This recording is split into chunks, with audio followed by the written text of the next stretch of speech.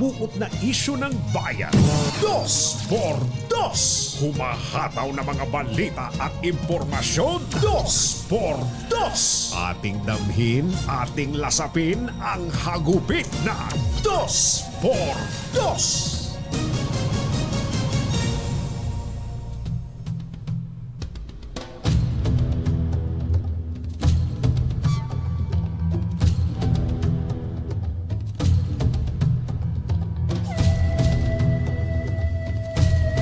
Ipinatawag ng Department of Foreign Affairs ang Sergey Defar ng China sa Maynila para iprotesta ang aggressive actions ng China Coast Guard sa Yongin Shoal na ikinasugat ng 3 sundalong Pinoy at nag-iwan ng matinding pinsala sa supply vessel ng bansa noong weekend. Kapwa nagpalitan ng diplomatic protest ang Pilipinas at China kung saan ay ginit ng Pilipinas na dapat umalis ang mga sasakyang pandagat ng Beijing sa Ayungin Shoal na kabilang sa exclusive economic zone ng Pilipinas.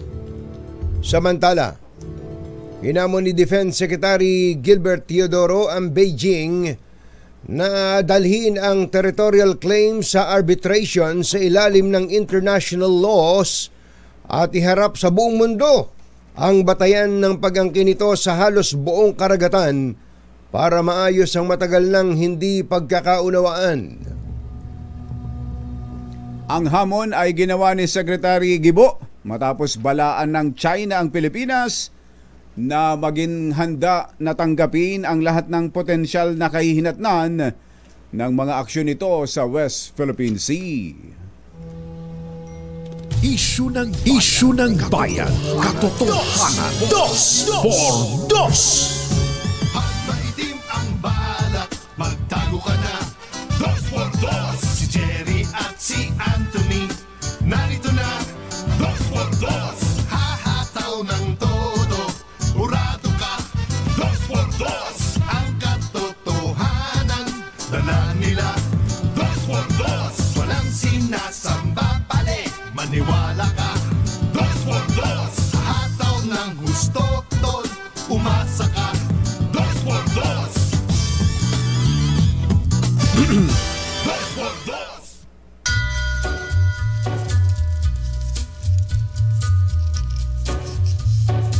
Hi. Maganda morning.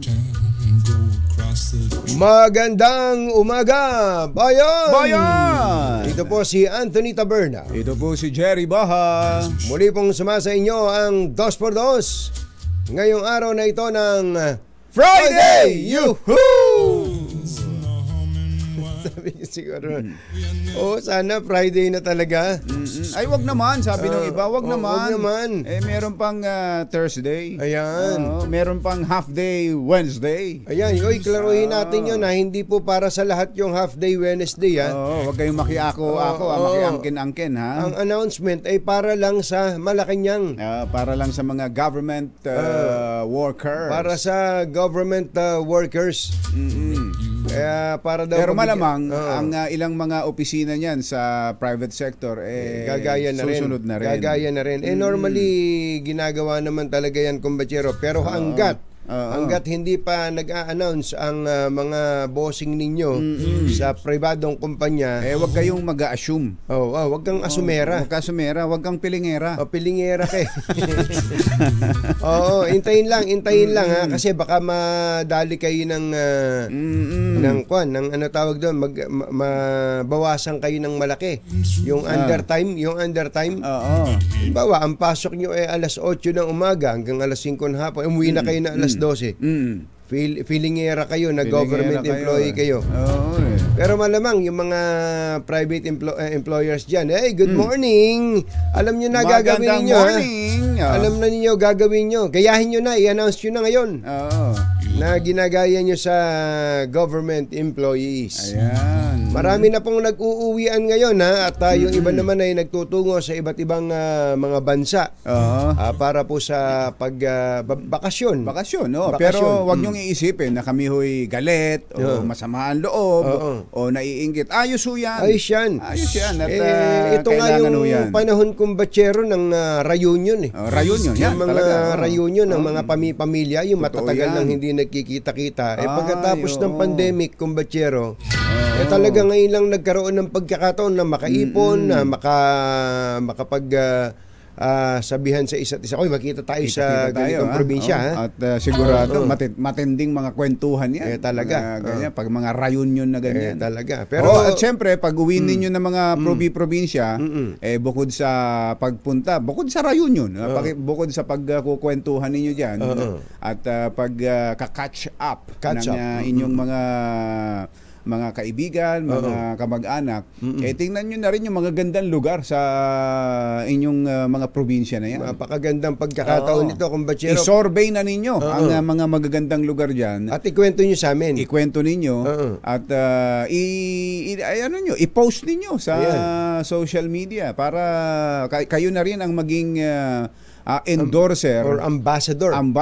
ng tourist destination sa inyong lugar. Ang dami niyan, kumbatsero. Maraming mga kababayan tayo na hindi lang nare-realize na sa lugar pala nila, ang meron daming palang magagandang pasyalan lugar. na kapag ka ang ibang tao ang nagpunta doon, ay mas na-appreciate. Kasi pagka taga-roong ka minsan, ano ba yung mayang volcano na yan?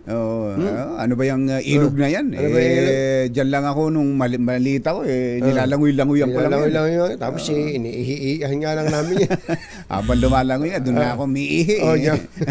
Yung pala malay ko bang sisikat ng ganyan yan? Dapat pala, nagpa-picture na ako dyan. Nung maliit pa ako. So, ganun po, hindi natin nare-realize na sa pagtingin pala ng ibang mga tao, napakaganda ng lugar ninyo. So, picturean nyo lang. At lalo na kung ang pipicturean ninyo ay mga magsasaka. Pwede nyo isali yan sa Pagcor Photo Contest. Hindi lang magsasaka. Hindi lang. Pati mga mangingisda. Tingnan nyo na, naisingit pa namin. Picturean nyo lang ng maganda. Ayan. Kita nyo. Yan, yung kanina, drone yan. Ayan, drone yan. Drone shot yan. Ito, tinan mo nga naman yung ginawa ni... Nagparabol pa. Ayan, sa dagat naman nila. Dagat, ang ganda, no? Kunan nyo lang ng picture, yung mga pupuntahan ninyong mga lugar na may kinalaman sa ating agrikultura. Ayan, At fisheries, agriculture. Ayan, at ipadala ninyo sa website ng Pagcor. Malay nyo.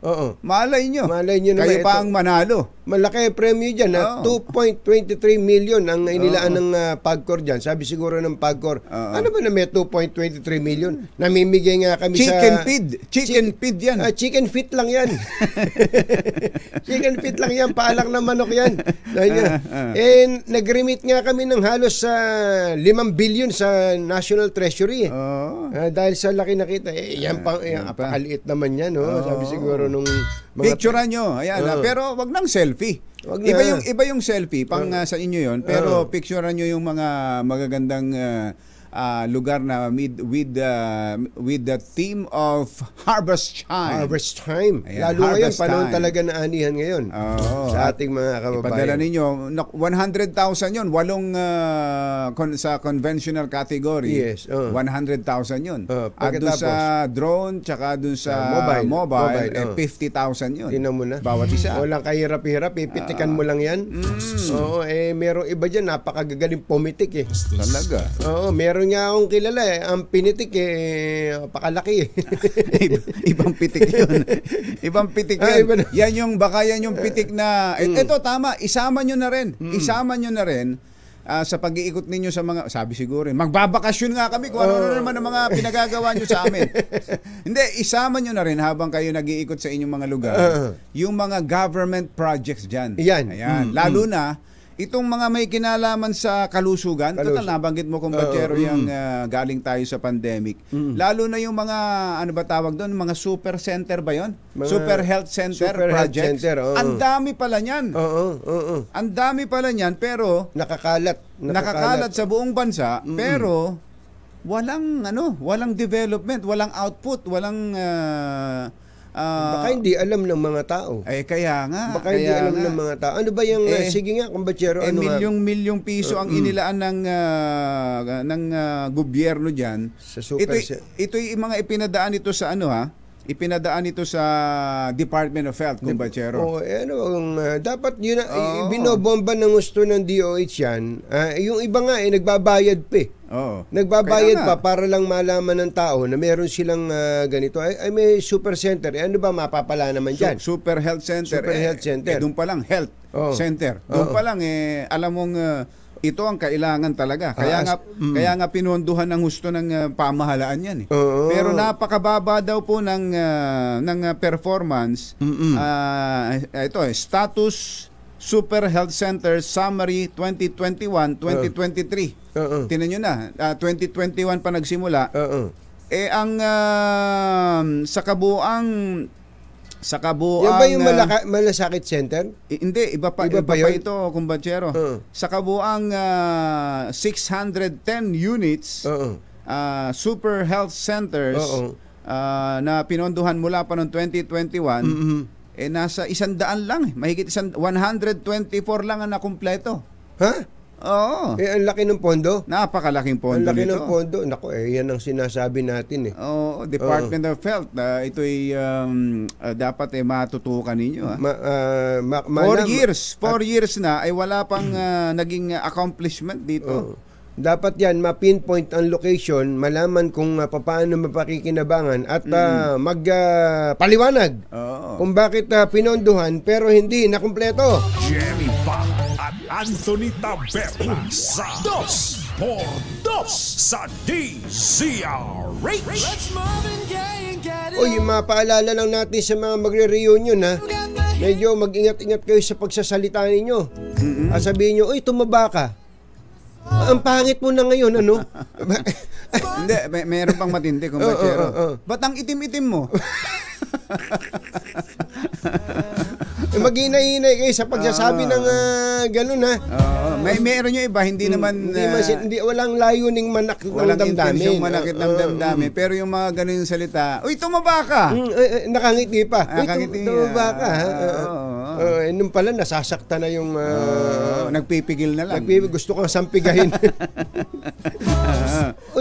Yung pumayat, medyo okay pa yan. Uy, ganda, slim ka ngayon Yan, okay yun. Maganda yun. Pero yung, uy, tumaba ka. Umismit pa. Ingat-ingat lang sa mga pagbati-bati ng gano'n. Tsaka yung, ba't ang itim-itim mo ngayon? Hindi maganda sa atin. Sa atin.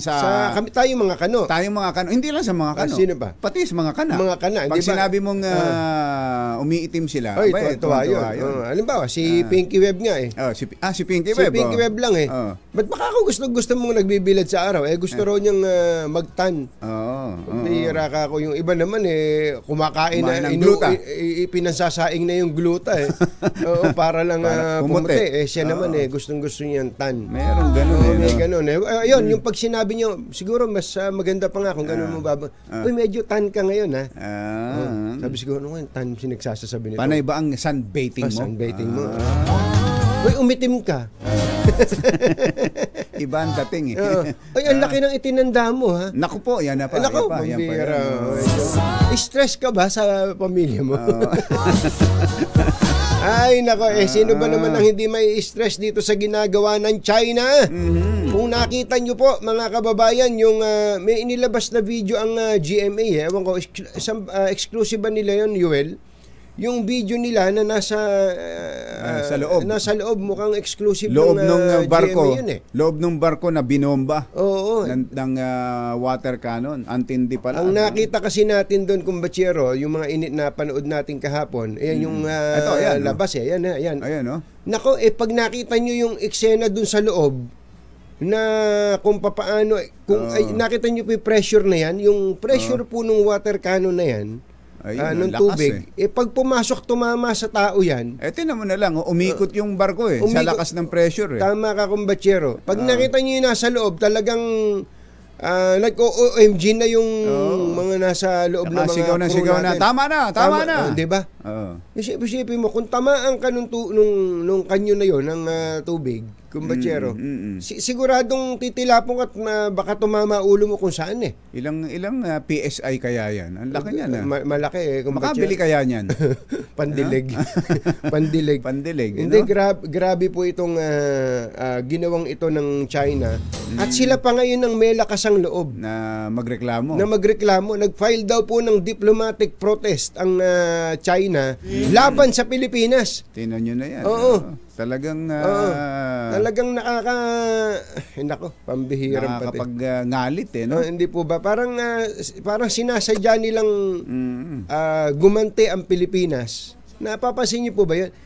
Sinasadya nila na halimbawa mag-retaliate po dito ang Pilipinas. Kung meron din tayong kanyon o kaya sa init ng ulo ng tripulante, binunot yung kanyang 45 at pinutukan yung vapor nung China.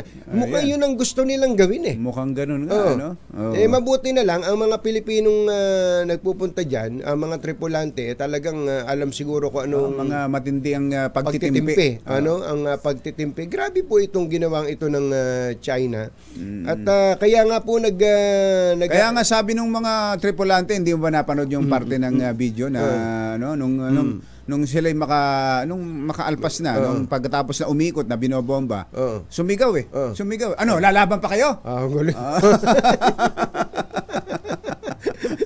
Ano? Lalaban pa kayo? Naalala ko yung isang eksena. Hindi po ba mga kababayan? Ang hindi po nito kung meron pong Pilipino, kung meron pong Pilipino, yung totoong Pilipino, lalo na yung mga vloggers na Pilipino, na pagkatapos yung makita ito, bibigyan nyo pa ng katwiran ang hakbang ng China, ewan ko kung totoo, kung talagang ang interest nyo ay sa Pilipinas pa o sa sambayan ng Pilipino. Baka tama lang yung sinasabi nitong si Ernie Kaok. Baka kayo yung digital makapili. Totoo yan. Paano nyo mapagtatanggol ang China dito sa ginawang ito ng China sa ating mga kababayan? Kayo ba kumikita sa ginagawa nyo yan? Yun na nga siguro ang diretsuhin natin. Kumikita ba kayo dyan? At sulit ba ang kita? Malaki bang para kanulo nyo ang sarili ninyong bansa? Grabe po ito eh. Nai-imagine ko kung batsero, kung meron tinamaan yung sapol, yung nasapol nung tubig na yon, patay eh. Oo, sa lakas. Sa lakas eh. Mabutit nakaiwas mabilis ang pagkailag nitong mga kababayan natin. Hindi lang namin maipakita, hindi amin yung video eh. Pero napanood po namin yung video, acknowledge natin ang GMA. Maganda yung kung hindi naman nila nakuha yung video na yon. Ang ganda nung pagkakakuha nung napanood nga ni ka Annabel Tapalya, galit na galit eh. Galit na galit. Pinoprovoke tayo sabi niya. Ganun nga. Tama lang yung magtimpi tayo, gamitin natin ng mga diplomatic. Bumangon eh. Inaltak lang ni Katoy B. Saan ka pupunta? Pupunta raw sa West pupunta raw ng Philippines. Beijing. Pambihirang pati. Grabe po ito. Kaya po ang nasabi po ng Pilipinas dito po sa na pinatawag po natin ang OIC o yung Chargé d'Affaires kung tawagin ng Chinese Embassy at pinagsabihan. Pinagtsaam muna diyan sa DFA. Ano bang klaseng tsaang pinainom? Ang pinainom kumbatsero ay yung Ulta Bio Tea. May tinaba yun? May tinaba ang Ulta Bio?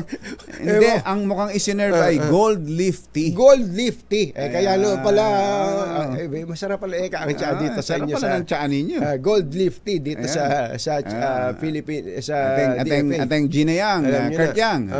Ang sabi po tuloy ng DFA, ang mga ginagawa daw po ito ng China, put into question China's sincerity totoo yan. in lowering the tension in the South China Sea.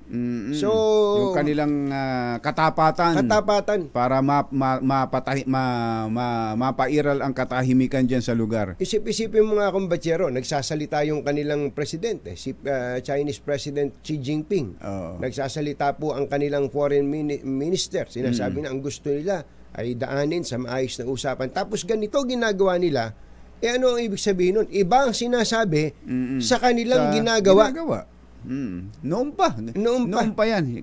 Yan ang ginagawa nila. Style NPA ito Hindi ba? Yung habang nakikipag-peace talks, tira naman ng tira. Ng ambush. Ambush. Hindi po ganyan ang pakikipag-usap ng tama. Kaya kung saan man tayo pupulutin dito sa pakikipag-paninindigan natin sa ating pong karapatan, sa ating soberanya, dapat maging handa tayo lahat, mga kababayan. Dapat maging handa tayo. At ang pinaka masagwang maririnig natin sa ilan nating mga kababayan Pilipino, mga kababayan, ay ang kumampi pa sa China sa panahong ito na tayo ay nakikipag matigasan sa ating karapatan. Jerry Baha, Anthony Taberna, 2x2. Beno, binabati pala natin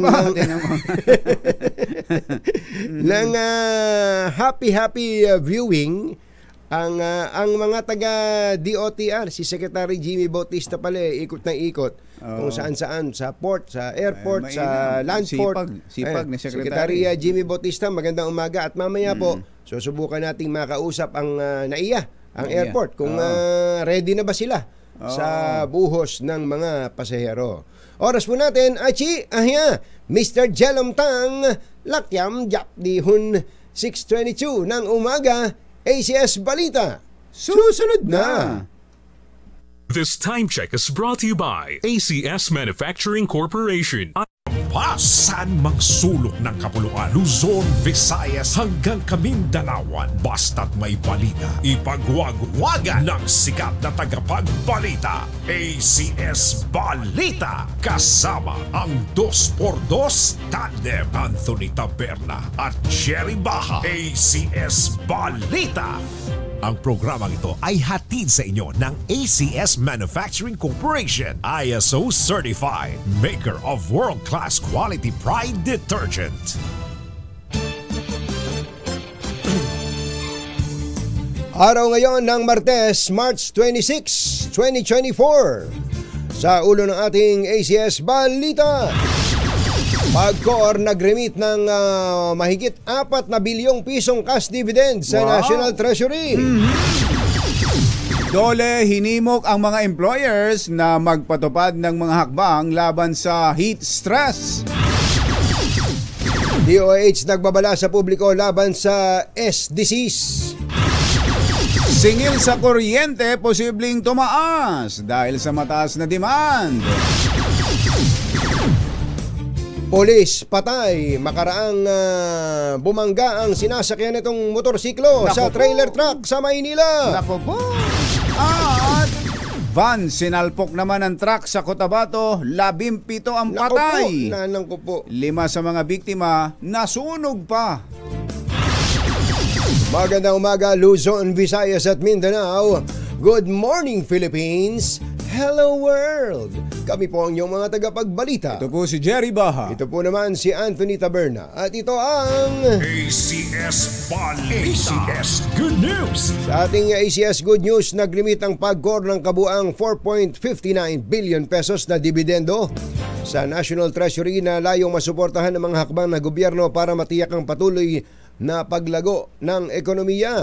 Ang nasabing remittance ay kumakatawan sa 75% ng net income ng PAGCOR para sa calendar year 2023. Ito ay mas mataas sa karaniwang 50% remittance bilang tugon na rin sa hirit ni Finance Secretary Ralph Recto na mag-advance ng karagdagan 25% na dividendo upang ponduhan ang gastusin ng pamahalaan.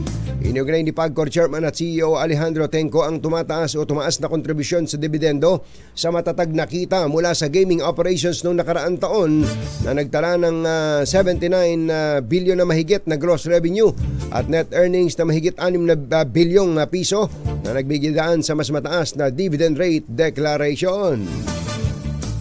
Alas 6:29 ang ating oras. Naimbag na bigat kada kayo amin na po. Agreeing kayo, gising na.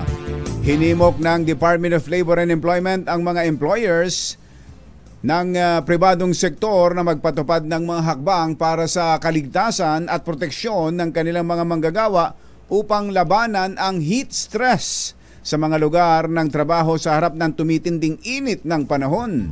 Sa Labor Advisory number 8 series of 2023, last year pa luma pala na ito. to. Luma na ito, to. mother. Luma na. Sinabi ng DOLE na isang paraan upang mabawasan ng extreme heat exposure ng mga manggagawa ay sa pamamagitan ng pagtiyak na ang mga workplace ay may sapat na ventilasyon Yan. at epektibong heat insulation. Paano yung mga construction workers? Yun ang problema. Paano yung mga, hindi ba? Yan? Nakabilad talaga sa araw yan. Dapat yan may ilang beses na break time. Totoo yun, kumbatsero. Kasi nakita ko lang nung isang araw, Lunes, kahapon. Oo. Nakita ko yung construction workers. Kung na to kumbatsero, bandang alas 3 na ng hapon. Nako po, kahit alas 3 tindihan ng init yun. Ang tindi kumbatsero ng... bibilib ka sa mga construction workers talaga, kumbatsero. Sa tindi yung, ng katawan. Nakabalot pa yan dahil sa iba dyan, nagwe-welding. Oo, yan. Naku, sabi ko, yung pag nakabalot ka lang, tapos ganito kainit, nakabilad ka sa sikat ng araw, hindi, wala ka pang ginagawa, kumbatsero. Parang sabi nga nila, yung to be exage, para ka nasa impyerno. Yun ang. Oo, parang ganun. Nasa impyerno ka na, nagtatrabaho ka pa. Hindi ba ganun katindi? Kaya tama ka kumbatsero, dapat ang mga construction workers dagdagan ng break time nila at kung pwede, may extra incentive, may dagdag na bayad yan. Mga construction companies, baka naman baka naman may kung may tawag dito, may hazard pay. Baka rang maka-avail ng hazard pay kapag ganitong panahon ang mga construction workers. Mabigyan nyo man lang ng pang debote o pang halo-halo. Ang halo-halo. Yung mga construction workers. Sarap ng halo-halo tuloy na alala ko. Sarap ng halo-halo pag ganun kainit eh. Makakalimutan mo may diabetes ka eh. Alas 6:32 ng umaga na imbaga bigat kada kayo amin na po. Agriin kayon. Gising na. Nagbabala ang Department of Health sa publiko laban sa mga sakit na laganap ngayong tag-araw na tinatawag na SDCs.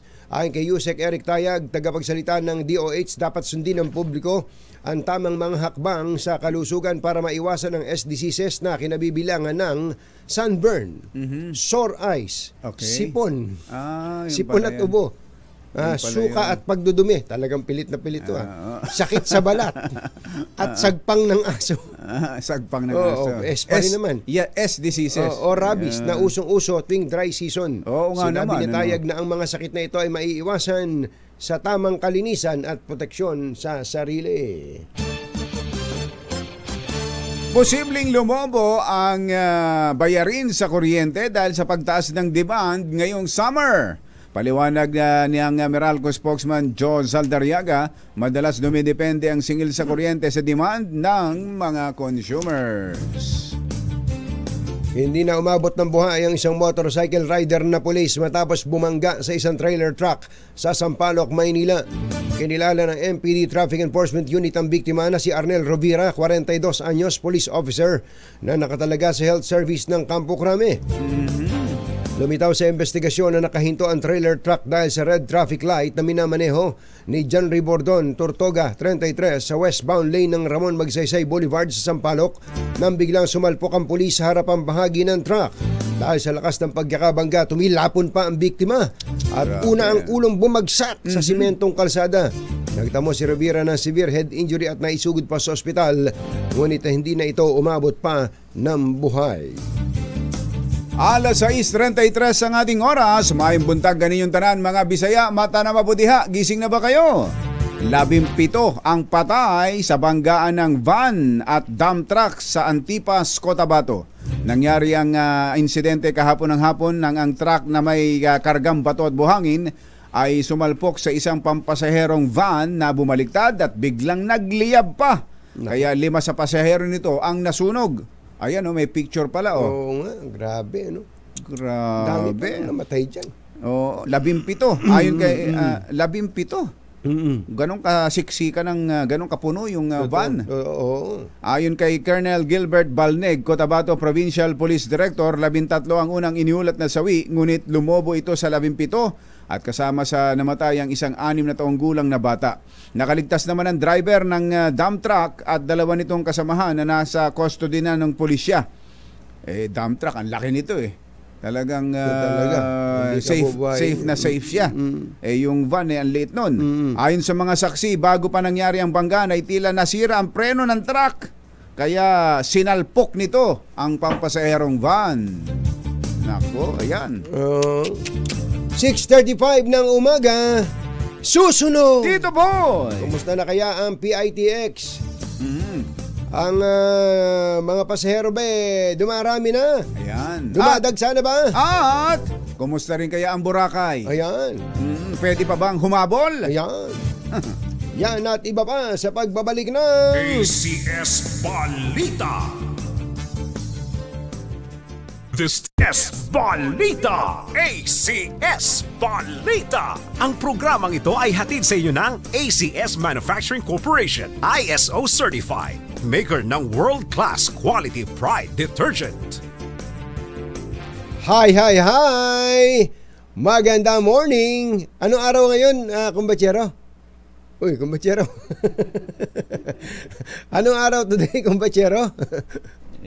May ihi tao Inaabala mo Today is Laundry Day Friday! Yuhu! At pag Laundry Day Friday, all you need is Pride Washing Machine Detergent. May triple stain away formula, kaya tanggal ang makapit, madikit, malupit na dumit mancha, kaya easy ang labada. Kaya pala mula noon hanggang ngayon, all you need is Pride. All you need is Pride. ACS. Kasama ang 2x2 Tandem Anthony Taberna at Jerry Baha. ACS Balita.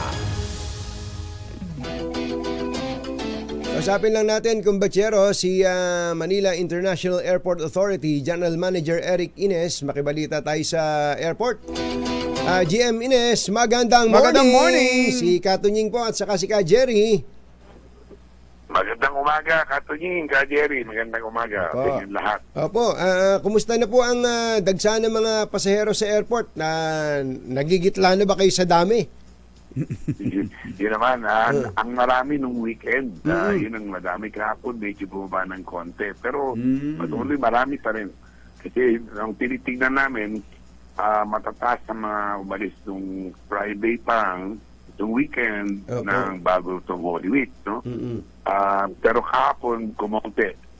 In fact, kung iano ko, nung umalis nung Friday, last Friday, 136,800, no? Tumaas siya ng Sabado at Linggo, umabot na 138,000 halos yung grabe. Ang total both domestic and international. Kahapon, bumaba ng 124,000. So, malaking binago, no? I'm sure, marami na nakaalis at marami pa siguro nakaalis. Ano po yan? Ang napapansin yung pagtaas ng bilang ng umaalis ay international or domestic? Well, sa international, out of, let's say, 124 kahapon, halos 40,000 ang umalis papuntang international. Mataas yung international natin. Pero marami, marami talaga. Ano kaya yan? Mga Pilipino. Mga Pilipino ba yan o mga foreigners? Well, yun ang hindi namin masasabi sa ngayon. Ano? Pero di ba, unti-unti namin malalaman yan. But karamihan, siyempre dahil siguro, alam mo ngayon na medyo nagmura yung mga ibang mga nasa region natin, no? Mga malalapit natin na pinupuntahan. So baka ako malayo pa, nakabili na ng ticket sa mga ito, pinaghandaan, kaya malamang ka ako. Ganun din kasi yung iba naman siguro baka hindi na wala nang mapuntang domestic. Hindi namin makuha yung yung trend So although nakikita ko na siguro Katunying, Ka Jerry, no, na kung nagsimula yung revenge travel, marami nagpupunta sa mga paligid nating bansa. Yung ang pinag-uusapan po namin na GM ni kumbatsero dito na yung iba nating mga kababayan kapag ikinukumpara ang gastos sa local or domestic travel doon sa yung binanggit nyo sa region natin Southeast Asia. sa Southeast Asia mas nakakamura pa doon sa sa biyahe sa abroad. Eto GM, bibigyan kita ng isang example, GM. Sige. At baka ikaw Baka gusto niyong bumiyahe. Baka gusto niyong bumiyahe. Shanghai. 19,000 all in. All in. May hotel ka na, may May chibog na ba dyan? may airport ka, may chibog. May chibog, may tour pa. May tour pa. May hatid sundo ka pa. Tingnan mo na. GM. Oo. Gusto niyo ba? Gusto niyo ba, GM? Pangalawa, yung currency nila ang ginagamit, hindi yung dollar. Kasi dito sa atin, sana naman yung karamihan ng hotel natin, minsan peso na rin, pero iba dollar pa rin. Dollar pa rin. Kaya mas napapamahal pa minsan sa gusto mo nating at yun naman ang ating ginagawa, pinopromote natin ng local tourism. Correct. Pero dapat siguro ang mga ayusin. airline companies at ang mga domestic tourism players o stakeholders, mga hotels, mga resorts dito sa atin dapat magkausap-usap sa Vietnam lang, Hanoi tsaka Ho Chi Minh. Nako, ganun din ang mumura ang bagsak presyo, no. 4 na araw ka nang magliliwaliw doon, 20,000 lang ang gastos mo. Sabi siguro ni GM, tourism secretary ba ako? General manager ako. Napagkukwentuhan lang natin, GM. Baka kasi gusto ni GM na magbakasyon. GM, okay lang. kumusta po yung pila ng mga lagi namang alam niyo mga kababayan natin, pagka humaba-haba ang pila, talagang sumasama ang loob eh. Kumusta pila sa immigration, sa security? Yung kaninang mga madaling araw, marami po tayong umalis na maraming umalis na domestic natin, sabay halos eh. So, kanina umaga yun, medyo okay. Mamaya na konti, binabangan ko na yung may tipong mga papatak na mga an hour from now, dadami ulit yan kasi may mga flights tayo international. Halos umalis na yung kalahati yan eh. Pero mamaya ulit, dadami ulit yan. So, inaarasan natin, halos kasi sabay-sabay yung slating katuni, Jerry. Napansin mo yan na sa isang oras, halos sabay-sabay yung 4-5 aeroplano eh. Kaya dagsaan ng tao, nagkakaroon din ng ramp congestion. Kaya nag-aantay. Pero yung lipad, yung actual na take off at landing, GM, on schedule tayo. Halimbawa, pag sinabing ang flight ko ay 8:10 in the morning, talagang lilipad siya ng ganong oras. Well, ganito po yan. Ang binibilang po namin yung pushback. Ibig sabihin yung pag matras na po yung aeroplano sa terminal, kahapon po napakataas ang time performance natin. Ano po? Umabot po ng 88%. Aba? Kahapon. Mamabigat po yun kasi ang IATA standard is 80%. So, ang ganyan po kagalingan yung mga nakitulong yung ating mga airline companies. Na time din po yun. Pero pag sinabi niyo yung umatras na gano'n, ibig sabihin pushback po yun. Pushback na, ibig sabihin aalis na, ano? Opo, pero magtataxi po yun. Magtataxi pa yun. Mag-align na po yun. Sure. 88% po Wow! Kahapon po yun. Kahapon. 88.05% kahapon. Compared sa Friday, 73.8%. Binabatayan po namin yan on time performance. Yung Sabado at Linggo natin, halos 80 din. 80-85. Maganda. Maganda naman po. So, at least nakakahinga yung mga pasero natin na medyo nasa oras naman. Kapag po, nagligid po ang ating mahal na sekretary, sinamahan ko, kinausap yung mga ibang pasero, nagtanong siya kung kumusta yung check-in. Mahusay naman po. Binisita namin yung mga restrooms, nakipagkwentuhan secretary, iba't ibang pasero, nanood kami ng mga boarding. Maayos po, maayos. So far. At least ay nakikita natin na nag-i-improve doon po sa counter ng mga yung sa check-in, sa check-in. Opo. Ang laging nagiging problema diyan, may mga bumibiyahe, di nakapila na, nasa counter na. Biglang sasabihin, hindi pa ho pala kayo bayad ng terminal fee. Ay di hindi, travel tax. Hindi pala terminal fee, travel tax. Hindi pa bayad ng travel tax. Eh di alis na naman siya doon sa alis na naman siya doon sa pila. Tapos napakasalimot. Ano ba pwede nating gawin doon, secretary GM abo? Actually po, nasa Department of Tourism po yan napupunta, no? Yung 1620. Pag pumasok po kayo, Katunying ka, Jerry, sa Terminal 3, lalo na sa gate 3, yung maramihan, makikita nyo agad yung terminal fee counter. Oo nga ho eh. Yung travel tax. Travel tax counter, no? Tapos katabi nun yun, meron kami health center. Meron pa rin ba nagbabayad? Pero so far, siguro, may mga paisa-isa na hindi nakakalimot. 1,620 po yun. Opo.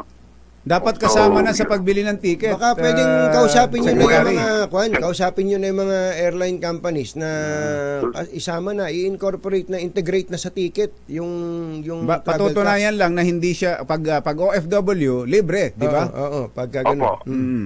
Pag FW at saka may mga exemptions po yan. Parang yung terminal fee natin. Pero may exemption. Pero terminal fee po, 550 lang yun. Pero kasama sa ticket. Kasama na yun. Susubukan namin pag-aralan po yung sinasabi nyo. Pero kailangan makausap natin ng Department of Tourism. At para maayos po natin to kung sakaling papayag sila. No? But anyway, yun po yun. Tapos, ito nga pala, Katunying, Jerry, no? Papatanggal ko na po yung mga silya sa arrival area ng Terminal 3. After the Holy Week po. Ganun ba? Bakit po? Yung sa arrival? Kasi, minsan nagtatanong kami, sino po sasalubugin? May sasalubugin?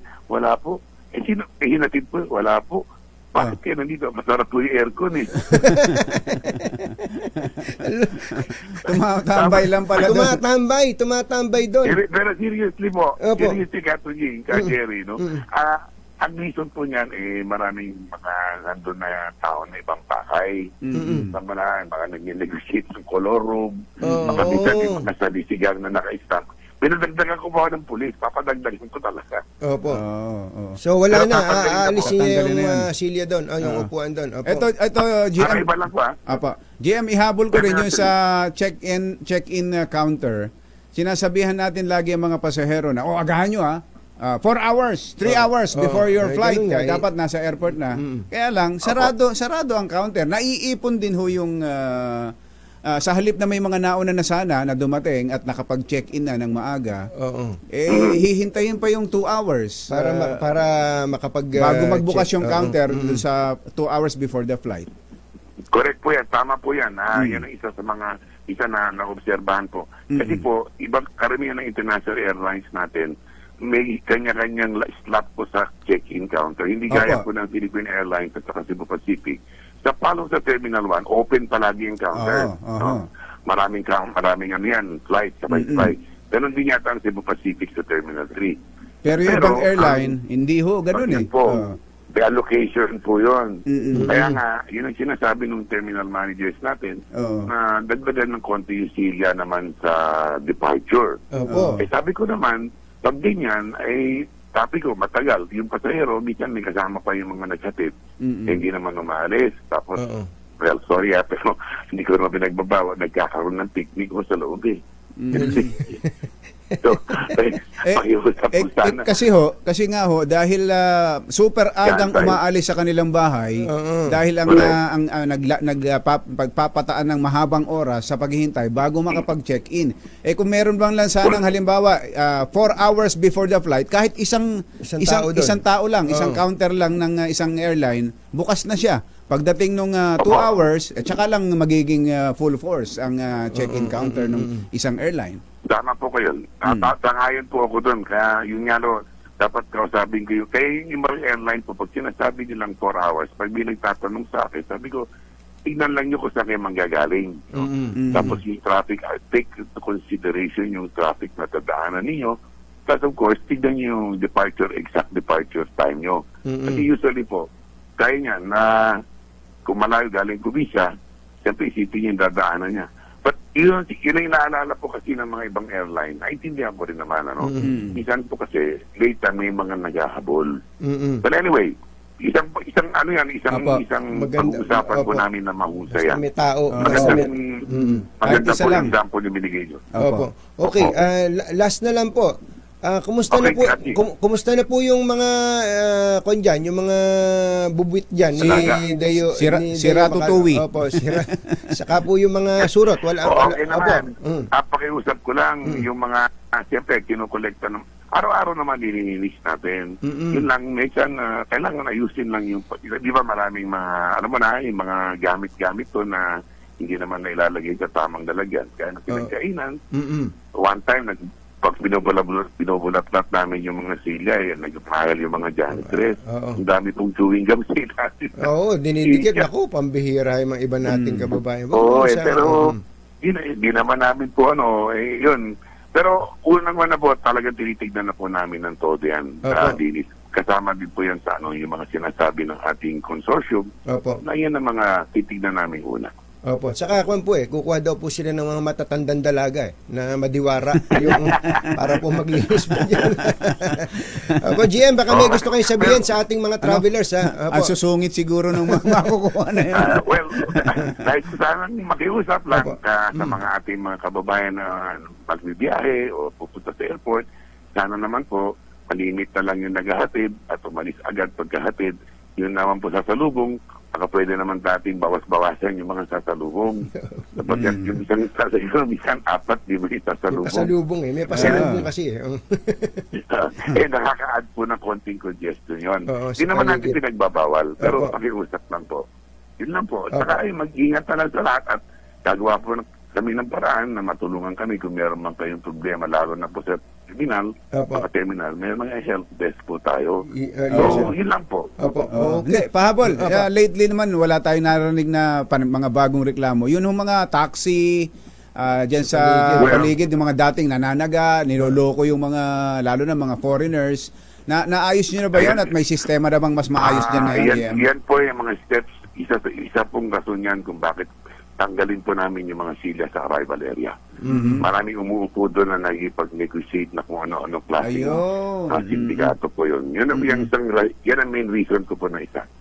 Sa Terminal 3 lalo na, yung Terminal 1 binabantayan po namin yan ng todo sa baba. Pero pag-ikot ko na madaling araw kahapon, mahusay naman ang pila ng mga accredited na sasakyan. Pero yung mga dumarating sa taas na departure na may sariling taxi o grab, yun ang medyo hindi mandiyan ng maayos ko minsan. Pero huwag kayo mag-alala po. Gagawin po namin lahat yan unti-unti. Maayos namin yan. Yes, sir. GM, maraming salamat po. GM Eric Ines, magandang morning. Thank you. Salamat po, Kapiging, Ka Jerry. Good morning po sa lahat. Thank you. ACS Balita. Nagatid sa kabuuan ng ating ACS Balita. Ito po si Anthony Taberna. Ito po si Jerry Baha.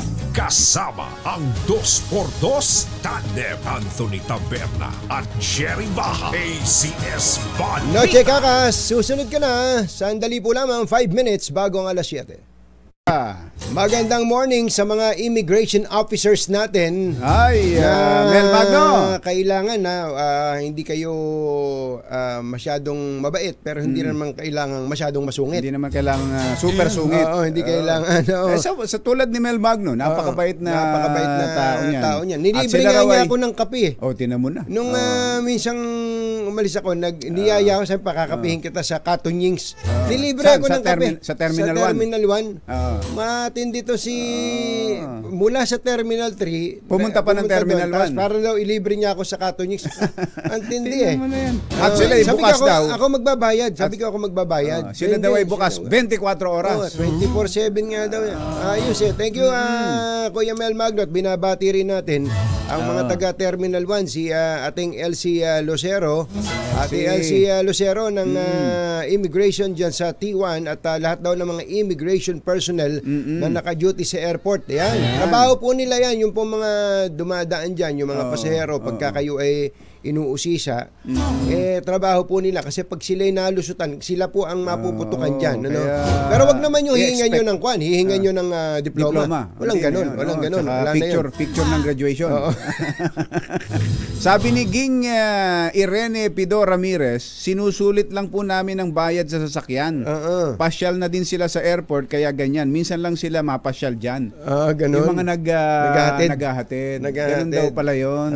Kung sa bagay. Pero Actually, kung Bachero, halimbawa ay sa Hong Kong o Singapore Airport, yung mga nagatid, pwede naman talagang pumasok dyan sa loob eh. Habang nandun sa check-in counter pa lang yung kanilang mga ihahatid. Naaalis. Pagkatapos doon, sila ay pupunta sa mga, may mga restaurant dyan. At doon sila maghuhuntahan hanggang dumating yung oras na kailangan ng pumasok sa immigration o dumaan sa immigration o security check. Ganun talaga. Kaya maganda kung maganda terminal. Para kang nagpunta sa mall. Nagpunta sa mall. At yun, nakapamasyal na rin yung naghatid o yung sumusundo. Totoo, kumbachero. Pero yung mga sumusundo naman na kunwari sumusundo pero makikipagtrans. Gusto ba? Punta ka sa taxi. Wala nang metro. Nako, may mga nagpapanggap lang na mga tagahatid o tagasundo. Yun ang dapat na nililipol yan. Ayan, totoo yun. May nadagdagan pa tayo. Noche, ikaw talaga susunod. Sa Kasibal naman ay susunod din dahil sinesenyasan ako ni Het dito, sabi niya. Commercial muna. Commercial.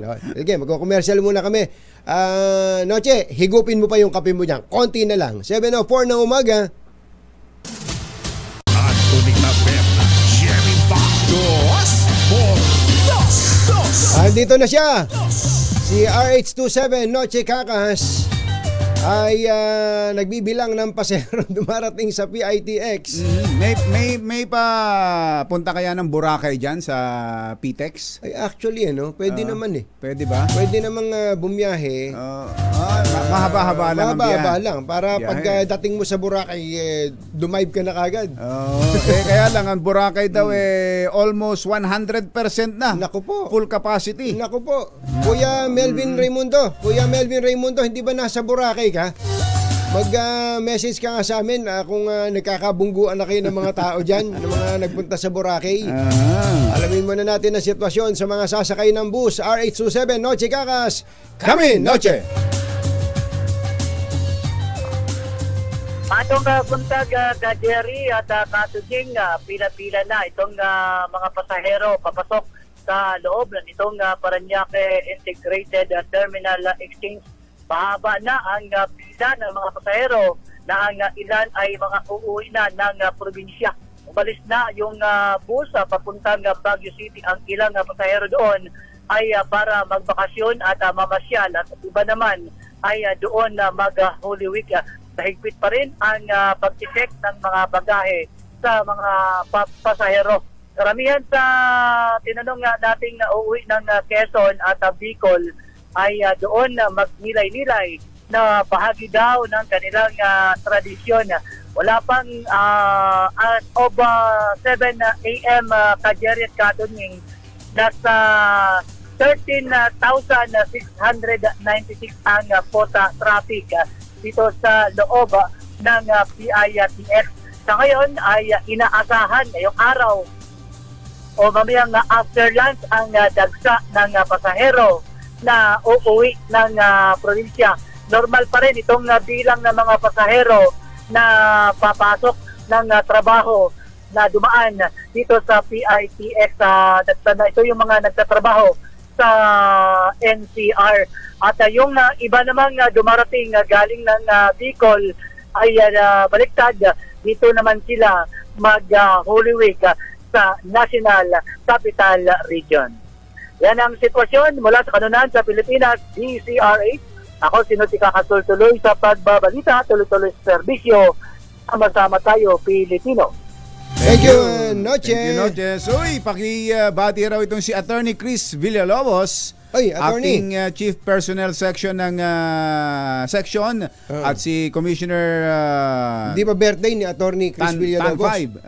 Hindi ko ba share, pero nakikinig daw. Attorney Chris Villalobos, alam mo, matagal na sa immigration at pinakikinabangan ng gusto ng pamahalaan yan si Attorney Chris. Thank you for your service. Kaya tuwan-tuwa naman sa kanya si Commissioner Tan Cinco ng Immigration.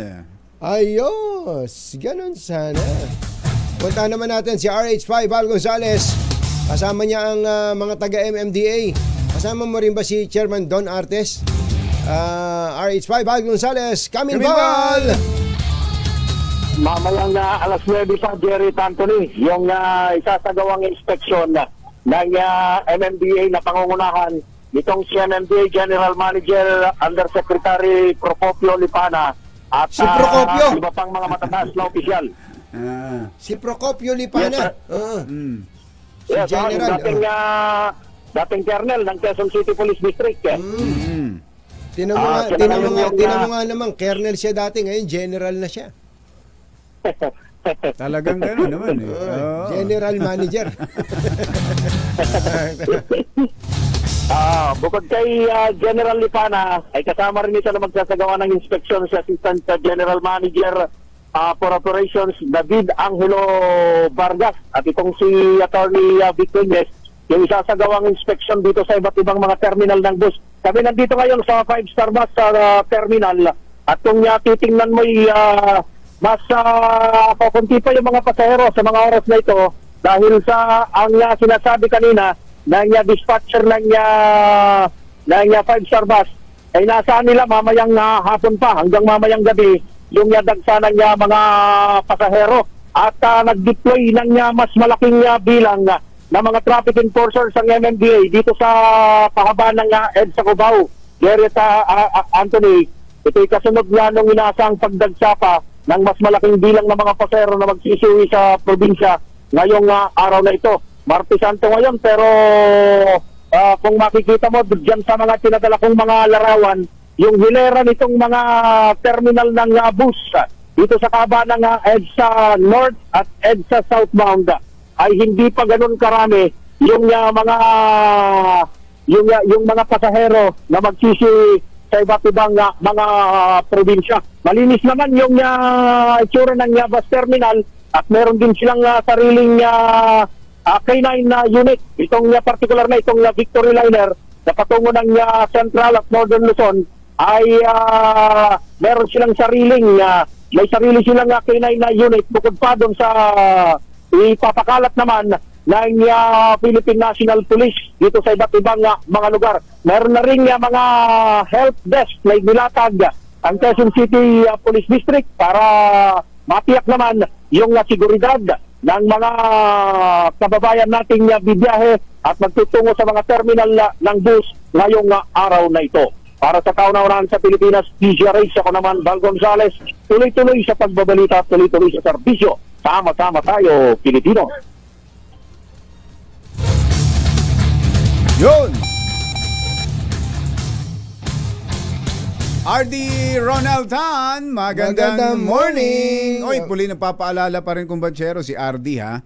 Doon sa mga, baka kayo ho'y nakakatanggap ng tawag sa Viber o text sa Viber, tas may logo pa ng DPWH, tapos nagsusolicit ng kung ano at ginagamit ang pangalan ni Regional Director Ronel Tan. Lalo na sa mga contractor siguro. Ayan, diba? Ano daw ho yan? Scammer yan. Scammer. Yung mga na tumatawag at nagte-text yan, kaya mag-iingat kayo. Nako, sinabi mo pa. Kaya yung mga, pagkahanba, tumawag, kumbatsero, at may tumawag nga daw eh. Paus. Paus daw. Paus. Sabi daw nung nakakakilala sa kanya, Ardi, parang iba yung boses mo ha. Hindi, napaos ako. Kumanta, nag-concert ako. Pusit na yun. Ay, nako, mag-ingat po kayo. Napakadaming scammer ngayon.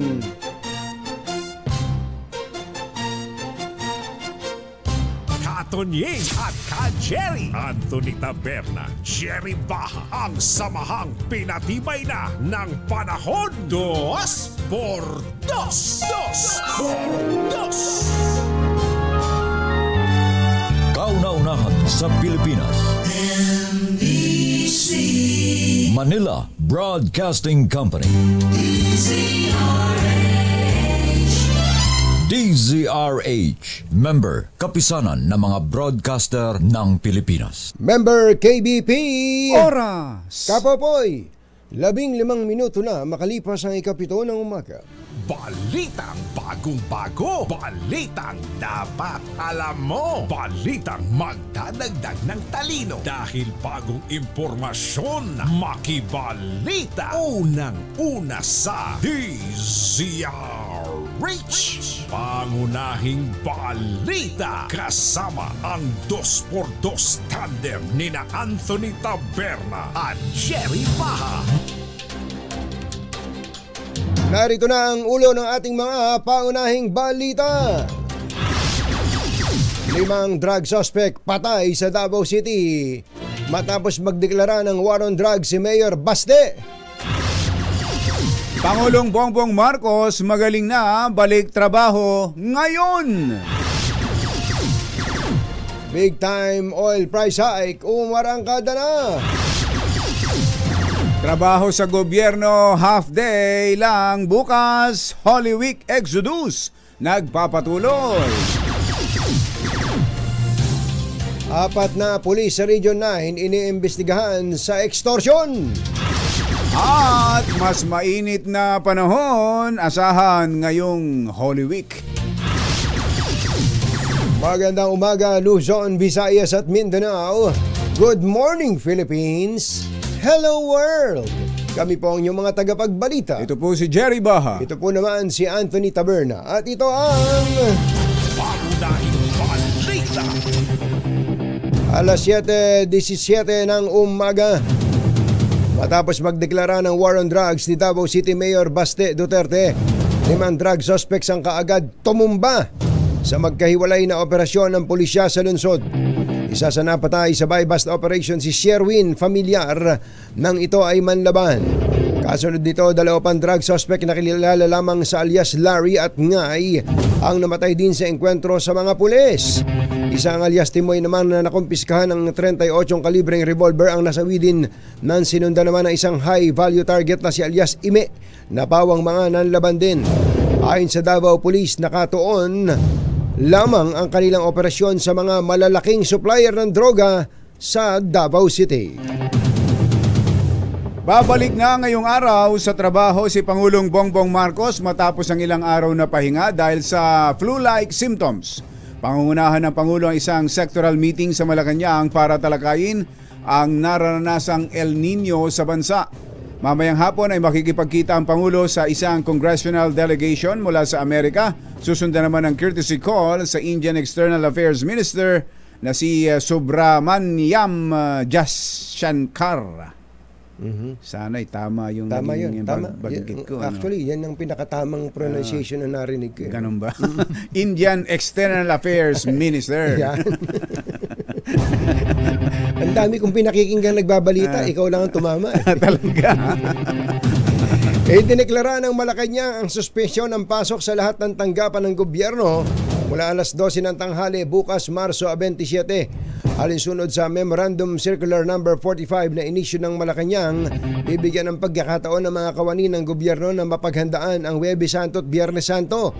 Layon din itong mabigyan ng sapat na panahon ang mga manggagawang uuwi sa lalawigan na makaalis ng maaga. Samantala, pinauubaya naman ng Malacanang sa mga pribadong kumpanya na magpasya kung magtatakda din ng half day sa pasok ng kanilang mga empleyado.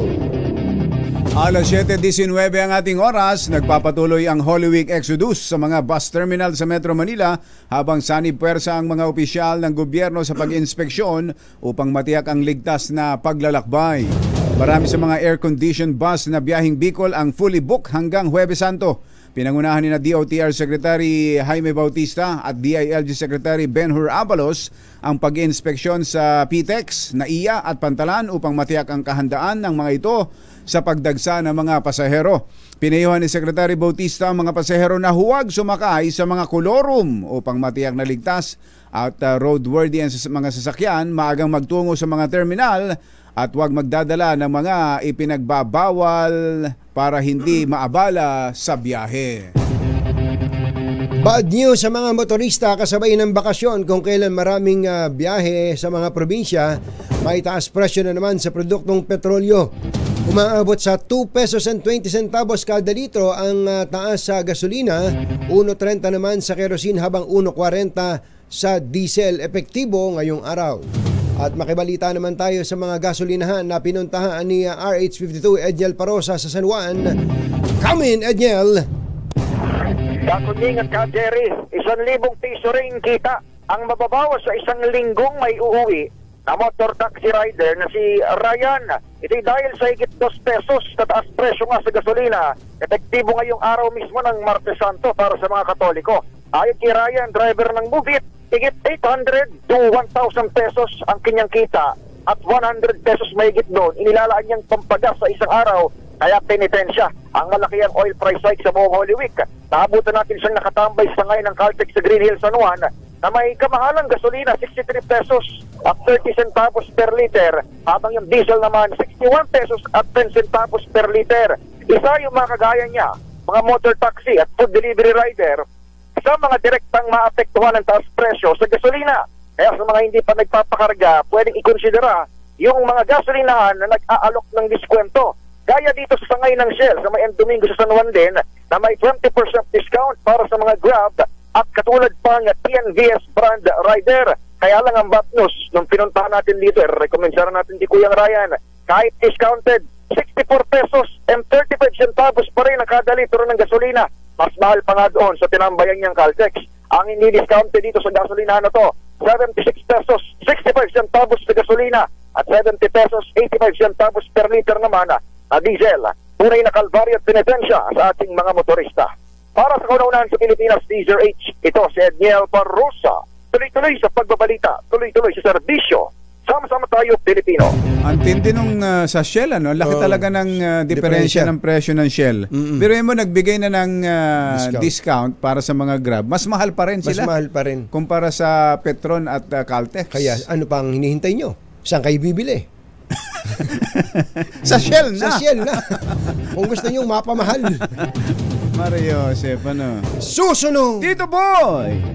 Sino itong actress, singer, na para daw nabunutan ng tinik matapos siyang batiin ng kanyang nanay? Bati na sila? Bati na sila? Yan at iba pa sa pagbabalik ng Pangunahing balita. 723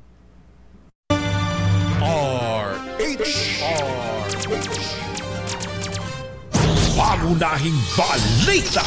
Ang mga kumbatsero ng bayan, Katunying at Ka-Jerry. 2x2. Makibalita nga tayo sa isa sa mga pinakamalaking bus company sa Pilipinas. Itong Victory Liner. Pinakamalaki at pinakamatagal ng kumpanya ng bus. Oo nga, oo Tagal nga, na yan eh. Oo. Maliit pa yung mga lolo natin eh. Andyan na yan eh. Andyan na yan. Oo. Kausapin natin ang kanilang presidente at general manager, si M.H. Del Pilar. La Solidaridad ba ito? Matagal na nga pala yan. Kausapin natin panahon pa pala ng mga Kastila itong Victory Liner.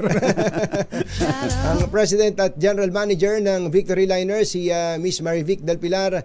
Ma'am Marivic, magandang morning. Si Katunying po at saka si Ka-Jerry. Magandang morning po, Katunying, Ka-Jerry at sa lahat ng nakikinig. Magandang morning. Ito po si Marivic. Opo. Ilang taon na po yung Victory Liner? Ang Victory Liner po ay 78 years. 78 years. Kasing edad pala ng nanay ko, 1945. Oo nga pala. Oo, tama. Gaano karami ho ba ang bus units ng Victory Liner ngayon? Bale, meron po tayong 1,000 bus units. So, yan po ay ang hinahanda namin ngayong Semana Santa. Opo. Dito sa Metro Manila, ilan po ang terminal niyo at saan-saan? Ang terminal po natin sa Metro Manila, meron po tayo dito sa Pasay, sa Sampaloc, Cubao, 2, at saka isa sa Caloocan po sa may monumento. Yun ang malimit nating makita ang dagsaan tao dun eh. Malaki sa Panorte ang biyahe. Sa may Caloocan. Panorte po kami. Tama po. Kayo ho yung may mga unit ng bus na parang hotel, ano? Oh, good. Ngayon ang tawag po natin doon, Royal Class po. Royal Class. Sleeper bus. Sleeper bus. So, meron ba tayong video nun, Yuel? Meron ba tayong video nun yung Victory Liner na Royal Bus? Ilan ho ang kasya doon, Ma'am Marivic? Ang kasya po doon 28 seats. 28 na pwede talagang humiga. Talagang nakahiga po 'yon. Pero doon po sa mahilig magkandong o magsama nung anak na kinakandong lamang, medyo masikip po yon. So, pinapayuhan ko sila na sa first class mag-book. Sa first Kapag, class? Opo. Ano naman ho ang kaibahan ng first opo. class sa royal class? Yung first class po, hindi siya sleeper cabins, no? So, parang yung silya niya malalaking, parang lazy boy na mga silya. 2 by 1. Tapos nare-recline. Nare-recline po. Hindi lamang po yung recline na parang mahihiga ka. Oo, ganon. hindi. Oo. Pero mas malapad yung upuan. Pwede kang magtabi ng maliit na bata o sanggol. Saan po ang biyahe niyan? Pasaan? Pwedeng Baguio, pwede din pong Tugigaraw sa Cagayan. Baga, Or Tabuk. oo, lalo yung Tugigaraw, medyo malayo-layo Layo yun eh. Mahaba. Yun, Ilang malayo. oras po yung biyahe doon? Pag wala pong traffic, 14 hours. Nako po. May 14. traffic, Oo. minsan 16, 17, ganon. Para ka palang nagpunta ng California, ng New York. New York, sa aeroplano. Magkano ho ang difference ng pamasahe sa isang ordinary air-conditioned bus na biyahe kumpara dyan sa royal class? Pagka Royal Class po, halos 800 to 1,000 ang difference. Oo. Apa. Nakaano ka Yun, naman, pero nakapahinga ka naman. nakahiga naman, opo. Pag naiihi ka ho, pag naiihi ka. Pag naiihi. Ay, pag naihi, meron pong toilet tayo sa bus sa Royal Class, may bidet pa. May bidet. May bidet. Talo nyo pa yung mga hotel sa Macau, okay sa Hong Kong, May walang bidet. Hindi ko alam. Antindi pa. Kaya si Kumbachero, yung bottled water niya, dinadala sa CR. Oy, pasensya na sa mga kumakain. Baka nakakapag-imagine kayo. Ginagamit na tabo. Sanay sa tabo ang mga Pilipino eh. Well, anyway po, ito pa lang, gaano karami po itong royal class ninyo na to? Royal Class sa ngayon, meron pa lang po kaming 10. 10. 10. Ang pamasahe? Papuntang Baguio, 1,500. 1,500, okay. Tapos papuntang Tugigaraw, 2,300. Ano po mga inclusion nun? Bukod dun sa may libre ka ng CR, May CR na may bidet. may bidet. Meron pong pa-blanket. Pwede nyo na rin iuwi yung blanket. Oh, ganun? Meron din po siyang, meron din po siyang bottled water at saka mga snack. Ayun, may snacks pa pala. Naman na yun. Intindi. Parang ka na rin nagbabakasyon nun sa biyahe na yun. Sa biyahe pa lang. Diba? Opo, medyo matagal kasi kaya kailangan may konting kinukut-kut para malibang. Tama po kayo, no. Siyempre, may TV naman siguro, may TV naman yan, di ba? Karaniwan. Opo. TV sa kwan, parang nasa aeroplano ka, yung sa sarili, o Ay, TV hindi po, common. hindi po. Common. Hindi po. Akala ko talaga. Kaya nung wala masyado nang gumagamit nun, mostly nasa telepono sila. O kaya tulog lahat kasi nga sleeper bus eh. Sleeper bus. Tapos meron po yung kurtina, pwede mo isarado yung sarili mo, Uy! privacy. Ganon? Ay, privacy. So pwede ang dalawa magkatabi? Hindi po Isa-isa medyo lang. Isa-isa lang. Hiwalay muna sandali. Ikaw talaga gusto mo may katabi. Pasensya na ho kayo at nag-i-imagine lang. Kasi parang nag-i-imagine na kami kung ano magiging itsura mo pagka ikaw bumiyahe nakasakay ka sa Victory liner. Nakahiga. At di wala nang seatbelt yun, nakahiga ka eh. Meron, dapat po.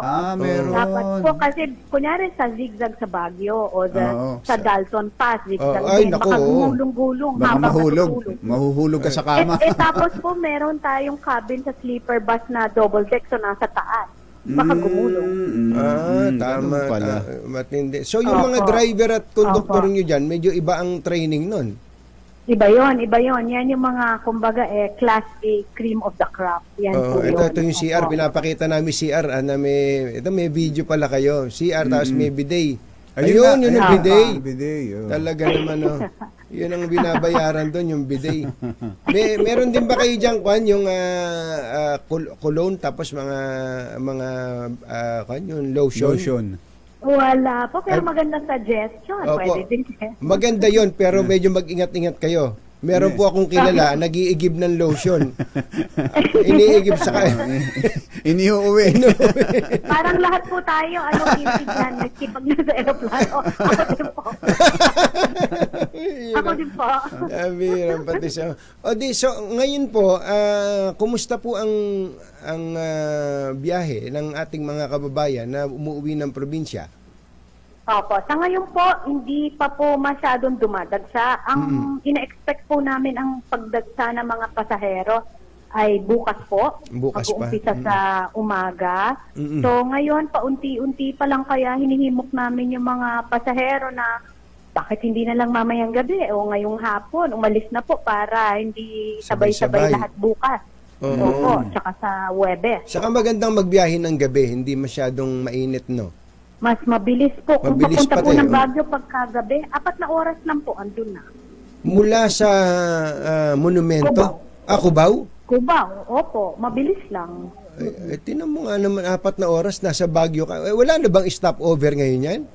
Wala na po pagka Dire-diretso. first class saka royal class. Diretso na. Yun ang kagandahan din naman kagandahan ng ating mga highway. ng mga highway. Ang progress. Nagkukang kayo na, naka-TPLEX po kayo na, ano? T-Plex po, opo, tapos naka-RFID para hindi na nagkaka. Tuloy-tuloy na. Ayun, magaling. So, paano po, pwede ho bang walk-in lang dyan o may online selling din kayo ng tickets? Pwede po parehas, walk-in saka online, kaya lang yung mga bihasana, kumbaga yung mga suki natin na expert na sumakay na Victory Liner, lalo na yung papuntang Baguio at saka Tugigaraw, yung mga yan po, expert nang bumibili ng ticket sa online na uubos na nila yung mga magagandang mga tips.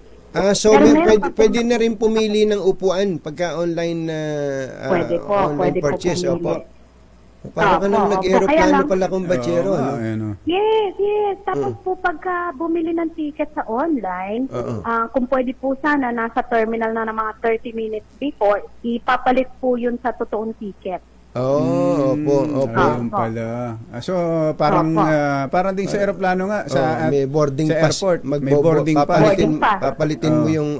Kailangan mo ba dala passport?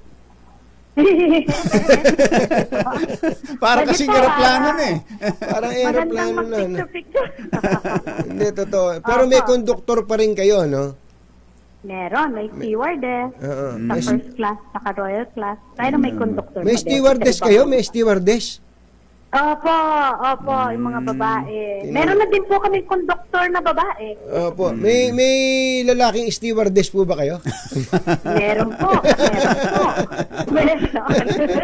Tinawa naman ng Victory Liner. Ang ganda po nitong inuumpisahan ninyo na to. Pero ang kailangan din, ang mga terminal ninyo ay maayos, malinis. Wala ho bang bayad ang CR nyo? Meron kaming, may nagpapabayad sa CR. Walang bayad. Wala po, bawal po yun sa LTFRB. Pinabawalan po tayo dyan. At malinis, ha? Dapat malinis lagi po ang mga kasilyas dyan. Yes. Ma'am Maribik, bukod ba sa kayo ang presidente at GM ng Victory Liner, kayo rin po ba ang may-ari niyan? Ako po ay third generation. Third generation. Opo. Mga lolo at lola ko na nag-umpisa. Ang nag-umpisa. Opo. So, ang mga unang may-ari pala nito, kung third generation kayo, sila Marcelo H. Del Pilar. Yun. Ganun nga. Gregorio Del Pilar. Yan. Gregorio Del Pilar. Hindi po. Mga Del Pilar po ba? Ang mga may-ari po ba, sino nga po may-ari ng Victory Liner? Hernandez po, mga Hernandez. Hagunoy. Mga taga Hagunoy, Bulacan. Opo. Anyway, baka meron kayong gustong i-advise sa mga tumatangkilik sa Victory Liner, lalo na po yung mga uuwi ng probinsya. Go ahead po. Opo. So, para dun sa mga uuwi po ng probinsya, syempre po, ang pinakamaganda, preparado. Pagdating po sa terminal, expect na po natin merong mga pila, magdala po ng mga tubig at saka makakain. Tapos pagdating naman sa bus, maganda merong mga jacket tayo. Dahil kasi sobrang malalagyan sa loob ng bus, no? So dapat handa, prepared in body at saka mind na tayo po ay tatahak sa isang Oplan Semana Santa na travel sa terminal po namin. Medyo masikip, pero yun, madadala naman namin kayo sa mga destinasyon nyo na pasyalan. May mga po kayo, may mga security check din po kayo dyan, na mga mahigpit kasi hindi naman maiwasan. Saka yung mga aso na nang-aamoy ng mapang-amoy pa. K9. Mapang-amoy ng aso. Tsaka yung mga biyahe natin na point to point, Ma'am Marivic, halimbawa, Caloocan to Baguio, hindi na yan mamimake up ng pasahero along the way para sa kaligtasan, di ba? Ngayon pong Oplan, halos lahat po ng tao, point to point. Wala pong nagpapasal sa mga gitna. Ayan. Diretso na. Mas secured pag ganun eh. Oo, mas safe. Yes, that's true. Ma'am MH Del Pilar, Ma'am Marivic, maraming salamat po at thank you po sa pagkakataong nakabidahan namin kayo. Maraming salamat po. Ay, kinakamusta po kayo, Sir Anthony, yung aming dating operations manager na nasa Canada po. Si Mr. Sarmiento. Ronald Sarmiento. Si Mr. Ronald Sarmiento, kung kailan umidad, saka nagkaroon ng batang-batang girlfriend. Yes. Transportation din po siya doon. Sa Canada. Opo. Ay, ganun po ba? Tinan mo nga naman. Sige, pakikumusta niyo rin po kami kay Sir Ronald Sarmiento. Thank you. Opo. Salamat po. Maraming salamat. Mabuhay po kayo. Mga nangunguna at mga bagong balita sa DZRH. Pangunahing balita. 7:42. This time check is brought. Tingnan mo nga naman. May Ma'am Eileen Osorio. Ay, Ma'am Eileen. Si Ma'am Eileen yung may-ari ng Wilcon Kumbachero dyan sa Commonwealth. Wala ba tayo dyan? Wala ba tayo dyan, Ma'am? Saan aling yung sa may kwan? Lahat yan, sa kanya yan. Tingnan mo nga naman. Kaya pala ang gaan na loob ko sa'yo eh. Iniikutan niya yan. Iniikutan niya yung mga iba't ibang branches na yan. Meron pa naman akong gagawin. Ay, papatayo. Si Miss Donna Librando daw ay nagbe-birthday ngayon at sa March 27, Wilcon Panakan, Davao. Ay, bukas. Ano bang petsa na ngayon? 26. Bukas nga. 26. Ang birthday sa Wilcon Panakan, Davao. Si Miss Donna Librando. Ma'am Donna, kumusta ka na? At magandang umaga kay Kuya Arnold.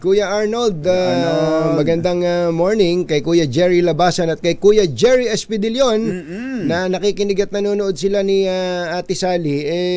Kinukursunada pa yung jacket mo. Pati yung jacket ko. Talaga naman. Sige po. At may kapatid naman ito, Kuya Jerry Espidillon. Kumusta po dyan sa may Nueva Vizcaya? Ayan. Ang lalayo ng mga... Kuya Alan Encarnacion, magandang morning. Si Mr. Jalon Tang ay lagi ding nakatutok. Si pala, si ating Zenny Mendoza ng Talisay, ngayon pala mismo birthday. Ngayon mismo. Happy Mayor Zenny. Mayor Zenny. At kay Congressman Doming Mariano. Congressman Doming Mariano, uwi ho ba kayo sa Santa Maria? Balita doon sa lugar nila Kong Ador, Plato. Nakikibati nga siya kay Kong Ador, Nag-birthday. Nag-birthday. Magandang morning sa lahat ng mga ready nang magbakasyon. Si Tita Morley kaya magbabakasyon? Hindi, walang bakasyon kay Tita Morley. Meron siyang binabanggit na singer-actress na para daw nabunutan ng tinik matapos nakausapin at batiin na ng kanyang nanay. Yan naman talaga, kailangan ay bati. Mahirap yung may kaaway. Matagal na ba silang may ng nanay? Mukhang matagal na eh. Mula nung mag-asawa siya? Parang ganun eh. Parang alam mo kwento.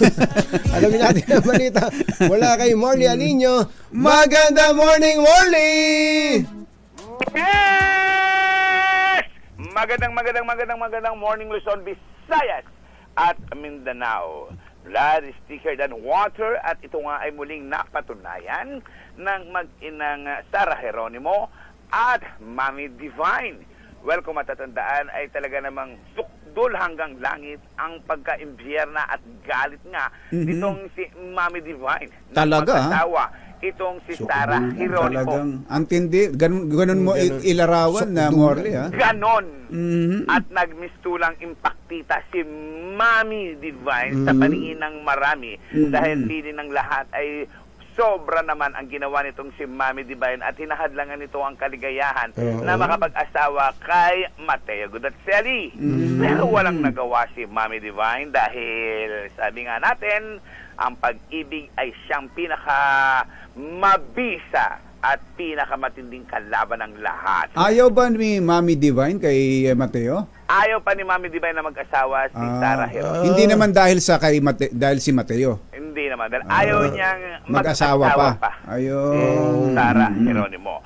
At ang ending nga ay nanugod pa nga itong si Sarah Geronimo at itong si Mami Divine nung nagpapakasal na si Sarah Geronimo. Nga pala, no? May ganun nga pala eksena, no? Nagwala, parang pelikula.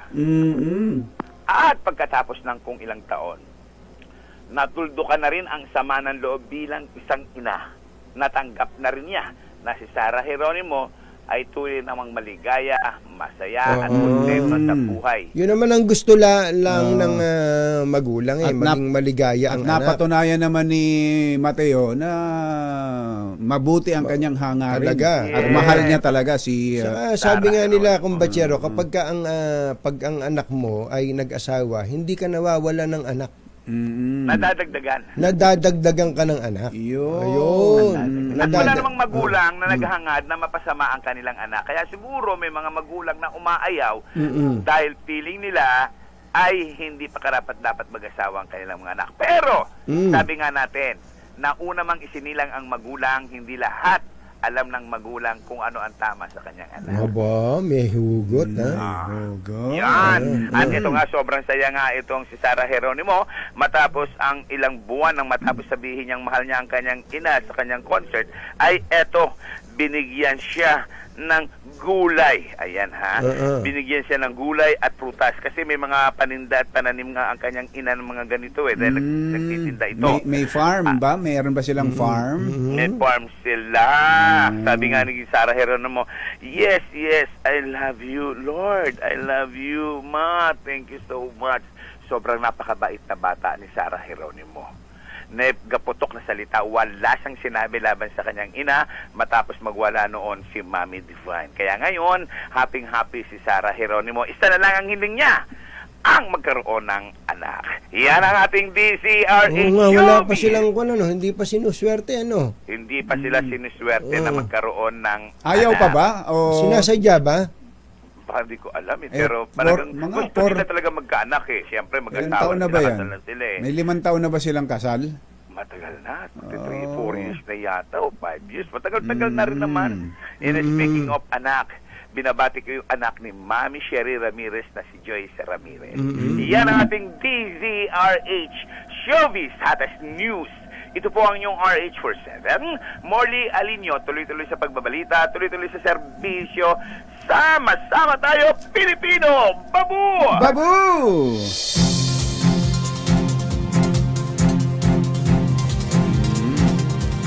Hoy, Jopet aplikante dyan sa Taguig. Magandang morning. Magandang morning sa iyo dyan. At magandang morning din kay Jomel Gonzaga. Si Jomel.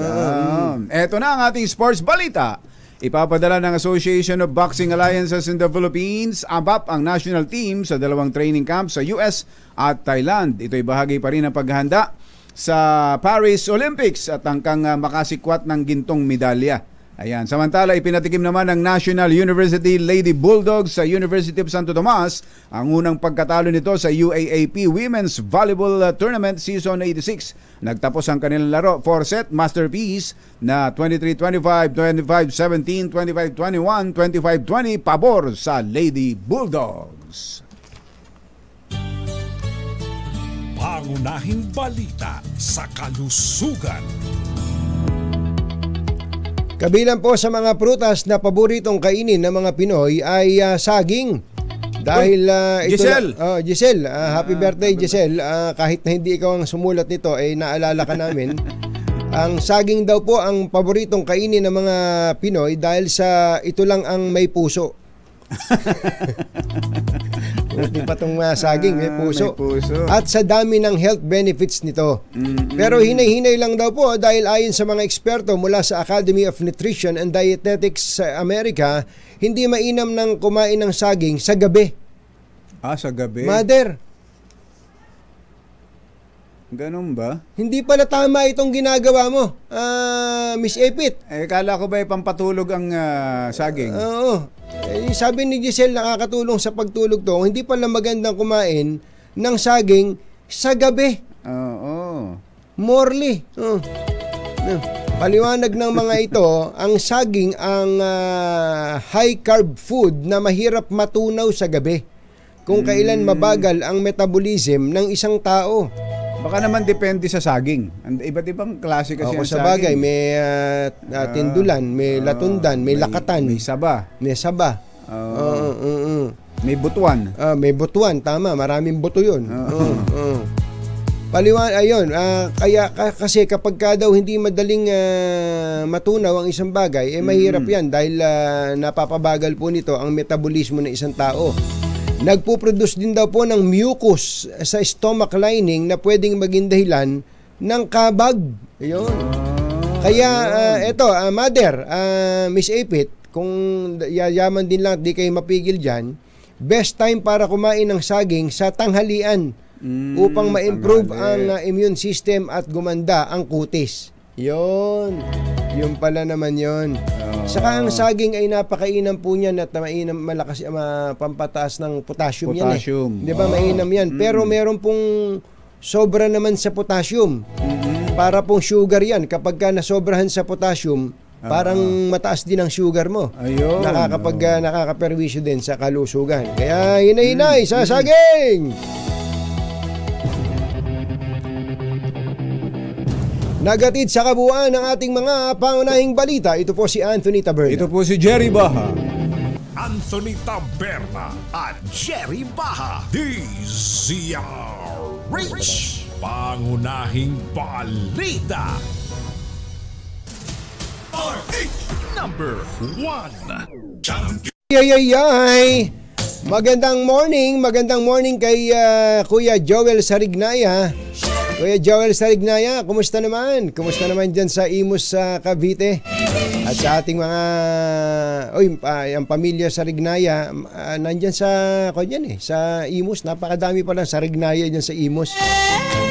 Kuya Joel, thank you so much. At magandang umaga rin kay Kuyang Elmer Ngo. Kuya Elmer. Oy, Ella Tapalya. Favorite daw ni papa niya ang saging. Ang saging, gano'n, sabi ni Ella. Masarap yan kung lalagyan mo ng balat ng lumpia.